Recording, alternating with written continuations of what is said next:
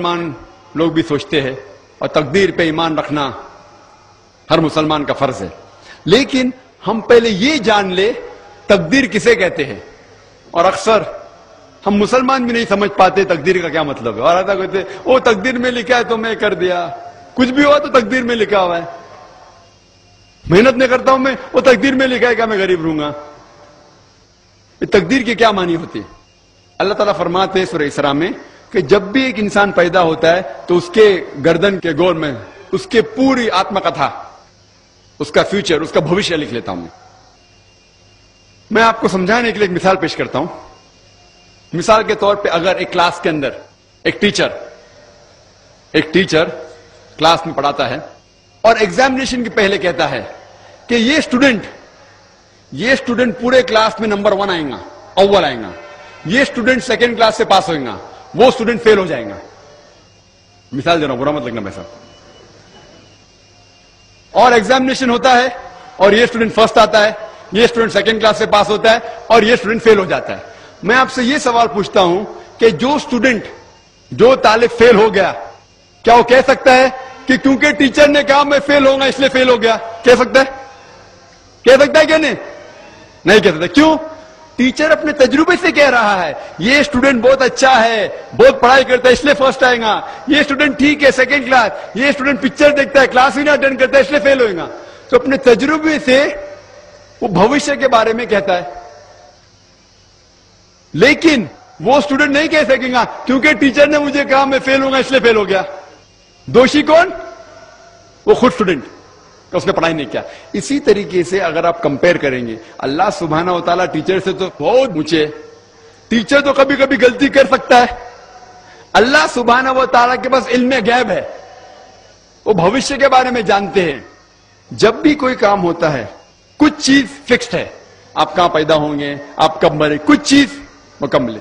اس کے علاوہ اللہ سبحانہ و تعالیٰ نے آپ کو فری ول دیا ہے. فری ول مطلب آپ جو بھی چاہے چن سکتے ہیں. اللہ تعالیٰ کو ہدایت دی قرآن اور حدیث میں، لیکن آپ کے اوپر ہے آپ اس کے اوپر عمل کریں نہیں کریں. لیکن اللہ تعالیٰ جانتا ہے آپ کیا کریں گے. مثال کے طور پر آپ ایک رستے پہ چل رہے ہیں اور ایک چوراہے پہ آتے ہیں، 4 رستے ہیں، نمبر 1، نمبر 2، نمبر 3، نمبر 4. آپ کوئی بھی رستہ چن سکتے ہیں، آپ چنتے ہیں رستہ نمبر 3. اللہ سبحانہ تعالیٰ کو پہلے سے علم غیب ہے، پہلے سے پتا تھا کہ آپ جب چوراہے پہ آئیں گے آپ رستہ نمبر 3 لیں گے. تو اللہ تعالیٰ پہلے سے لکھ لیتا ہے کہ آپ رستہ نمبر 3 چنیں گے. کیونکہ اللہ تعالیٰ نے لکھا اس لیے آپ نہیں چن رہے، کیونکہ آپ چننے والے تھے، اللہ تعالیٰ نے لکھا. اسے کہتے علم غیب.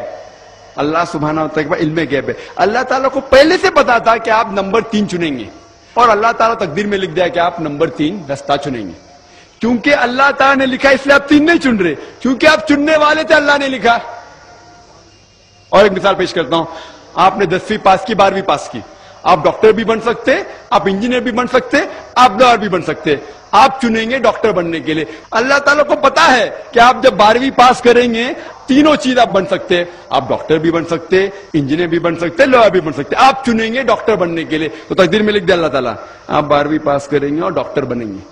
کیونکہ اللہ تعالیٰ نے لکھا اس لیے آپ ڈاکٹر نہیں بنے، کیونکہ آپ نے چنا اسی لیے اللہ تعالیٰ نے پہلے سے لکھ دیا.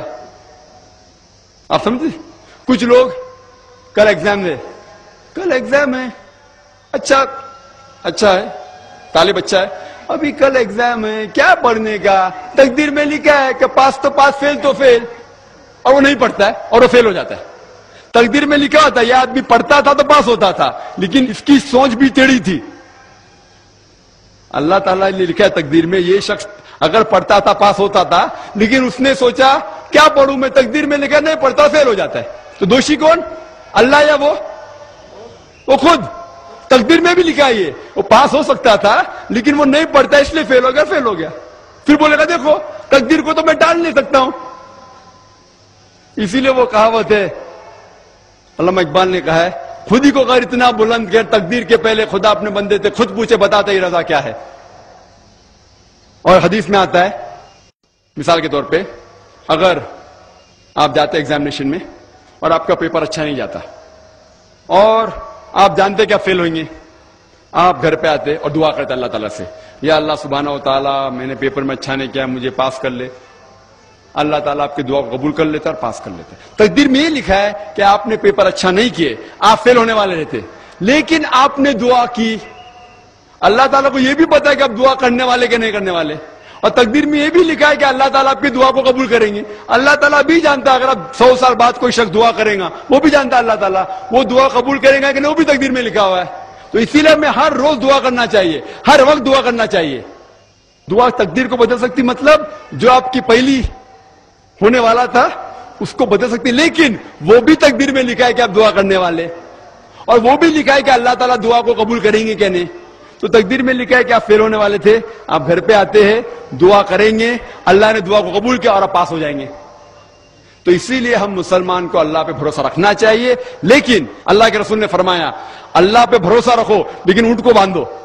آپ نے کہہ سکتے اللہ پہ تقویٰ ہے، میں گھر کا دروازہ کھلا رکھوں گا، کوئی چور نہیں آئے گا.